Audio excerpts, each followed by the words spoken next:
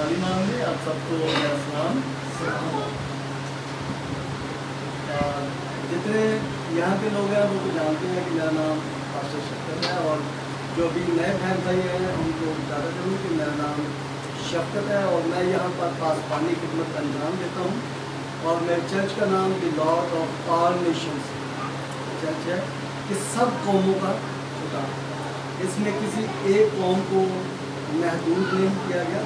بلکہ سب قوموں کا خدا, ہم اس کی عبادت کرتے ہیں. تو اسی سب قوموں کے خدا کا میں شکر ادا کرتا ہوں جس نے یہ موقع بخشا کہ آج ہم یہاں پر اکٹھے ہو کر کچھ ایسے مسائل کو دیکھ سکیں کہ جو بہت سے خاندانوں میں 10-20 نہیں, سینکڑوں نہیں, ہزاروں نہیں, بلکہ لاکھوں خاندانوں میں زندگیوں کی تباہی کا باعث بنے ہوئے ہیں. جو ایک سننے میں ایک لفظ ہے, لیکن اس کا اثر جو ہے وہ پوری زندگی پر پڑتا ہے. ڈائیورس یا طلاق وہ لفظ ہے جو کسی بھی انسان کی زندگی کے ساتھ جب جڑ جاتا ہے تو پوری زندگی اس کو ڈسٹرب کرتا ہے, اور خاندانوں میں بہت سے مسائل پیدا ہوتے ہیں. اور میں اس کا آغاز یوں کروں گا کہ جیسے ہم دیکھتے ہیں کہ ایک نکاح نامہ وہ پیپر ہوتا ہے جس کو ہم دو لوگوں کو, ایک عورت کو اور مرد کو جوڑنے کے لیے استعمال کرتے ہیں کہ اب ان کی شادی ہو گئی ہے, اب ان کا اٹھنا بیٹھنا چلنا پھرنا دکھ سکھ سب ان کے اکٹھے ہیں. اور اگر مرد کے لیے کوئی مشکل آتی ہے تو عورت اس کا ساتھ دے گی, اور اگر عورت پہ کوئی مشکل آتی ہے مرد اس کا ساتھ دیں گے, یعنی دکھ اور سکھ دونوں میں ایک دوسرے کا ساتھ دیں گے. یہ تو ہے وہ نکاح کی رسم جب نکاح ہوتا ہے. تو اس کے اپوزٹ جو چیز ہے وہ ہے ڈائیورس. اس کا مطلب یہ ہے کہ یہ وہ پیپر ہے جو سائن کیا جاتا ہے علیحدگی کا, ایک دوسرے سے طلاق کا, ایک دوسرے کے ساتھ تعلق ختم ہونے کا, جس کا مطلب یہ ہوتا ہے کہ اب ان کی زندگی میں دکھ سکھ اور باقی جتنے بھی زندگی کے ساتھ معاملات ایک دوسرے کے ساتھ جڑے ہوتے تھے اب یہ ان سے علیحدہ ہو چکے ہیں. اگر مرد کی زندگی میں دکھ آیا تو طلاق ہو چکی ہے تو عورت اس کا ساتھ نہیں دے گی, اور اگر عورت کی زندگی میں کوئی دکھ آ گیا, کوئی مصیبت آ گئی,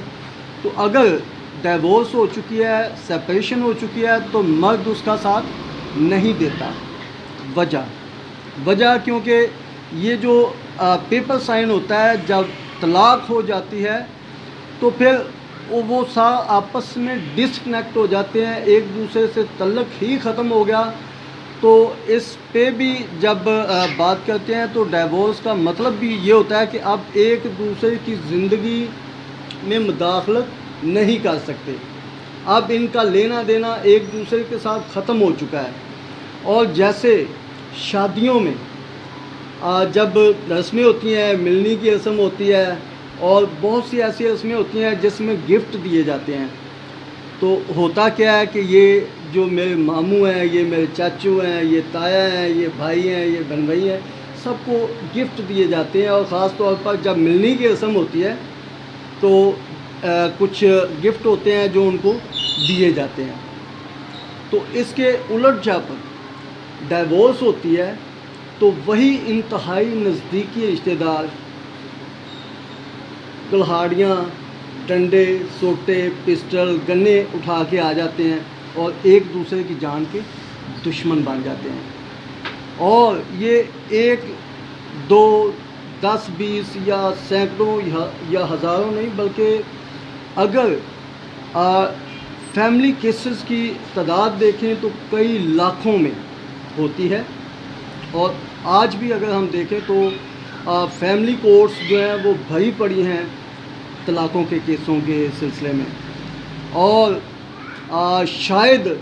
کوئی دن ایسا گزرتا ہو کہ جو کورٹس میں, جو خاص طور پر فیملی کورٹس ہوتی ہیں, ان میں کہیں نہ کہیں لڑائی سننے میں نہ آتی ہو. کوئی ایک فریق बोलता है तो उसके दूसरी साइड पे जो फरीक होता है उसकी कोशिश होती है कि वो उससे भी ज़्यादा अपने आप को हाईलाइट करे, ज़्यादा दूसरों को दबाने की कोशिश करे, और जब एक दूसरे को दबाया जाता है तो इस तरह से लड़ाइयों का आगाज़ होता है। और हम जब देखते हैं कि इस तलाक़ का आगाज़ कैसे होता है, तो ये वो सारा सिलसिला है जो कलाम मुक़द्दस की उलट साइड पे जाना, कलाम मुक़द्दस से हट के जाना, कलाम मुक़द्दस के अगेंस्ट जाना। जब कलाम मुक़द्दस के मुताबिक ज़िंदगी को बसर किया जाता है तो तब इस तरह के हालात पैदा नहीं होते। और आज हम देखेंगे कि कलाम मुक़द्दस इसके बारे में क्या बताता है कि आया डाइवोर्स या सेपरेशन होनी चाहिए या नहीं होनी चाहिए। तो जब हम देखते हैं कि इब्तदा में जब आदम और हवा को बनाया गया, जो कि इब्तदाई इंसान थे, जो दुनिया की तख्लीक के वक्त जिनको खलक किया गया, तो तब तो उनको सिर्फ़ और सिर्फ ब्लेसिंग्स दी गई, उनको बरक़ात दी गई कि फलो बढ़ो और ज़मीन को मामूर करो और महफूम करो, और जितने जानदार थे, परिंदे थे, मछलियाँ थी, हवा के परिंदे, या जितने भी ज़मीन पर जानवर थे, सब पर उनको इख्तियार बख्श दिया गया। ये खुदा की ब्लेसिंग थी। और जब हम उसी जोड़े की अदन में बात करते हैं कि जब उनसे गलती हो गई, तो उसी जोड़े को जब खुदा ने उस बाग में से, जिसको अदन कहते हैं, निकाला, तब भी खुदा की ये मर्ज़ी नहीं थी कि इनके आपस में तलाक़ हो। और ये सोचा जा सकता है कि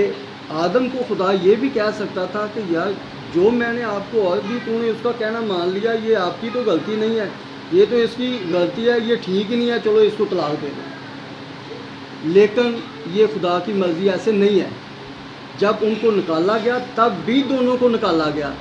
और जो खुदा ने उनको इकट्ठे रहने के लिए कहा, उसी के मुताबिक वो इकट्ठे रहे, और खुदा ने उनको इकट्ठे ही रखा।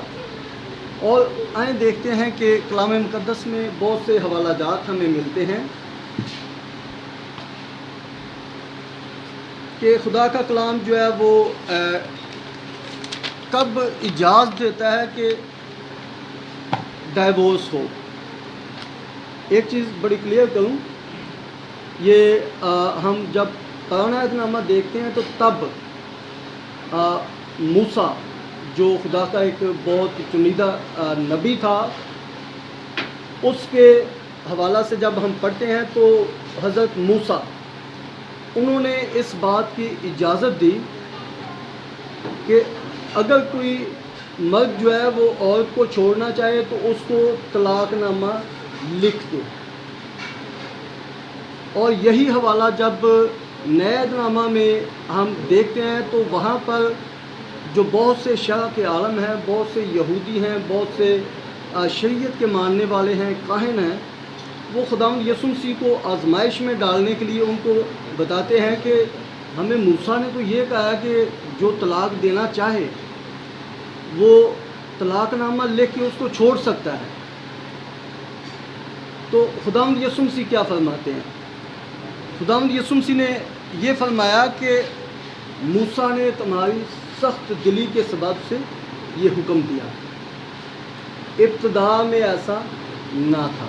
इब्तदा में क्या था? जी, यहाँ से मैं आगाज़ करूँगा। जब हम पैदाइश की किताब, जो कि बाइबल मुक़द्दस की पहली किताब है, इसके पहले ही चैप्टर में देखते हैं तो वहाँ पर खुदा हमें कुछ फ़र्क अंदाज में ये सारी चीज़ें दिखाता है।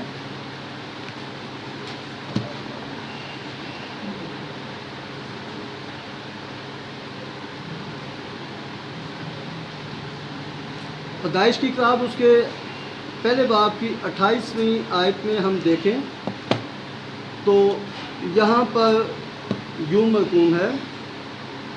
और खुदा ने उनको बरकत दी और कहा कि फलो और बढ़ो और ज़मीन को मामूर और महफूम करो, और समंदर की मछलियों और हवा के परिंदों और कुल जानवरों पर जो ज़मीन पर चलते हैं इख्तियार रखो। خدا کی طرف سے ہمیشہ برکت اور اختیار ملتا ہے، نہ کہ الگ ہونا، مصیبتیں، مشکلیں، خاندانی مسائل اور ایک دوسرے کو مارنا، جھگڑنا، لڑنا، یہ خداوند کی طرف سے نہیں ہے۔ یہ کلام مقدس ہمیں بتاتا ہے کہ خدا ہمیشہ برکت دیتا ہے اور جوڑتا ہے اور اختیار بخشتا ہے۔ اور جب ہم متی کی انجیل اس کے 5ویں باب کی 31ویں آیت کو دیکھتے ہیں تو یہ کتاب نئے عہد نامہ میں پہلی کتاب ہے۔ اس کا جب ہم 5واں باب دیکھتے ہیں تو 31ویں آیت میں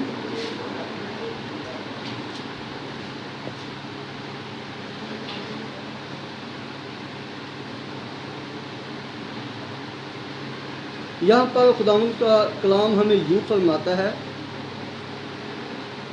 یہ بھی کہا گیا تھا کہ جو کوئی اپنی بیوی کو چھوڑے اسے طلاق نامہ لکھ دے، لیکن میں تم سے یہ کہتا ہوں کہ جو کوئی اپنی بیوی کو حرام کاری کے سوا کسی اور سبب سے چھوڑ دے وہ اس سے زنا کراتا ہے، اور جو کوئی اس چھوڑی ہوئی سے بیاہ کرے وہ زنا کرتا ہے۔ اس کا مطلب یہ ہے کہ خداوند کا کلام ہمیں طلاق سے اور بیوی کو چھوڑنے سے منع فرماتا ہے، اور یہ خداوند کا کلام کبھی بھی اس بات کی تصدیق نہیں کرتا کہ کسی بھی خاندان میں مسائل آئیں، مشکلیں آئیں، بیٹیاں طلاق لے کر گھر میں بیٹھیں اور ان کے بچے جو ہیں وہ ہمیشہ ایک یتیم کی حالت میں اپنی زندگی بسر کریں، بلکہ خدا چاہتا ہے کہ میاں اور بیوی مل کر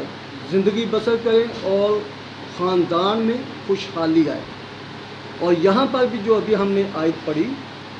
اس میں بھی یہ لکھا ہے کہ حرام کاری کے سوا کسی بھی اور وجہ سے بیوی کو چھوڑنے کی کوئی اجازت نہیں ہے۔ حرام کاری کچھ ایسا سلسلہ ہے کہ جس کی وجہ سے انسان اس کو چھوڑ سکتا ہے،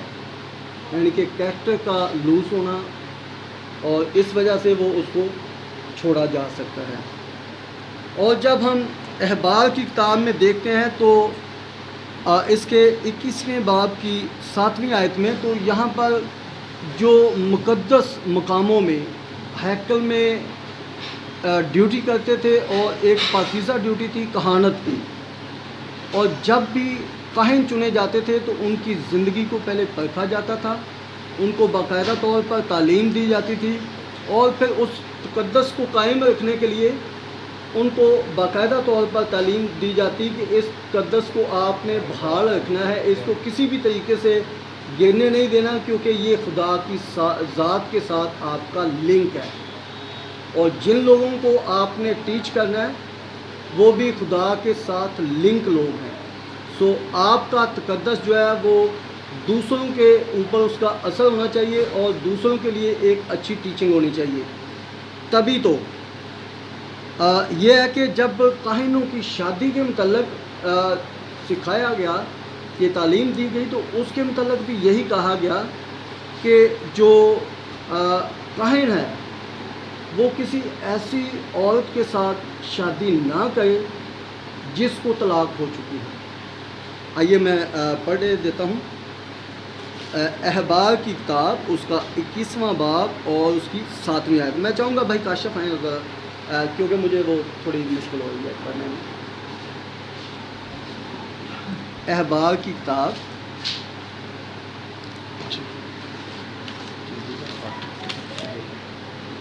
احبار 21واں باب اس کی 7ویں آیت۔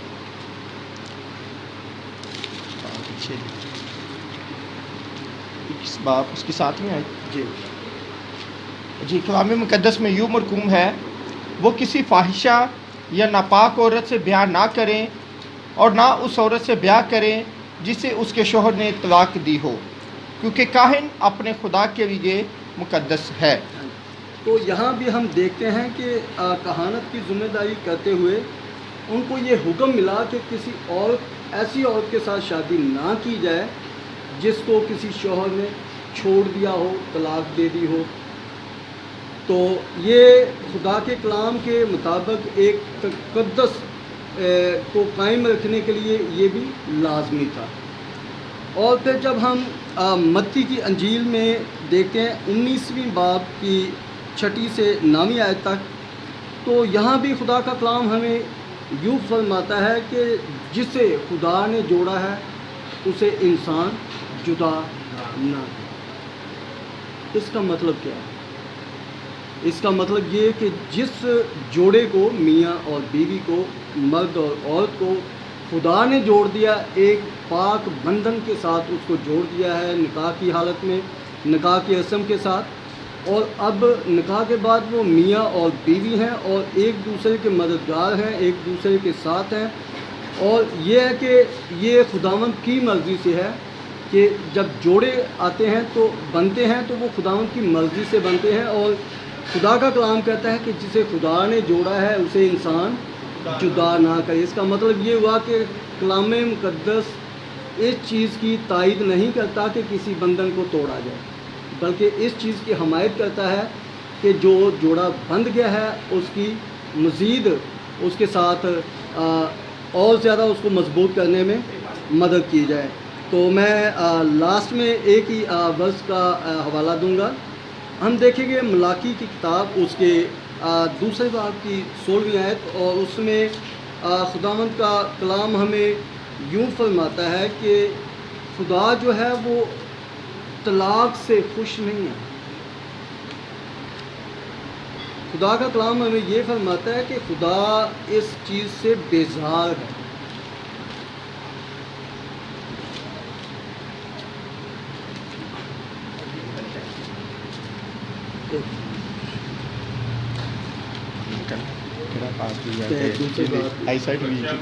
دوسرے بات بس آخری ملاکی 2:16۔ اوکے جی جی ملاکی کی کتاب میں یوں لکھا ہے، کیونکہ خداوند اسرائیل کا خدا فرماتا ہے میں طلاق سے بیزار ہوں اور اس سے بھی جو اپنی بیوی پر ظلم کرتا ہے۔ رب الفواج فرماتا ہے اس لیے تم اپنے نفس سے خبردار رہو تاکہ بے وفائی نہ کرو۔ جی، اور یہاں بھی کلام مقدس ہمیں یہ فرماتا ہے کہ خدا اس بات سے خوش نہیں کہ انسانوں کے درمیان طلاق ہو، بلکہ خدا کا کلام یوں فرماتا ہے کہ میں طلاق سے بیزار ہوں۔ اور اگر ہم چاہتے ہیں کہ خدا ہم سے خوش ہو، ہم خدا کو خوش کریں اور اپنی عادات اس کے کلام پر عمل کر کے، اور اس کے وہ احکام جو خدا نے ہمیں احکام دیے ہیں، اور ہم اس کے مطابق اپنی زندگیوں کو بسر کریں، تبھی ہم خدا کی مرضی پر چل سکتے ہیں۔ اور اگر ہم خدا کے کلام پر عمل نہیں کرتے تو یہ سمجھیں کہ ہم خدا کو بیزار کرتے ہیں، اور یہ عمل نہ کرنا اس میں ایک وجہ ایسی بھی آتی ہے کہ خاندان ٹوٹتے ہیں، اور خاندانوں میں بہت سے فرقے آتے ہیں، اور بہت سی بدعتیں اور برائیاں، لڑائیاں، جھگڑے، حسد، غصے، فساد، یہ سارا کچھ جو ہے یہ کلام خدا پر عمل نہ کرنے کی وجہ سے یہ سب کچھ رونما ہوتا ہے۔ سو آج کے کلام کے وسیلہ سے خداوند آپ سب کو برکت بخشے، اور ہم سب اس کلام پر عمل کر سکیں، اور ہم سب کے لیے یہ سارا کلام باعث برکت ہے جائے۔ Thank you very much.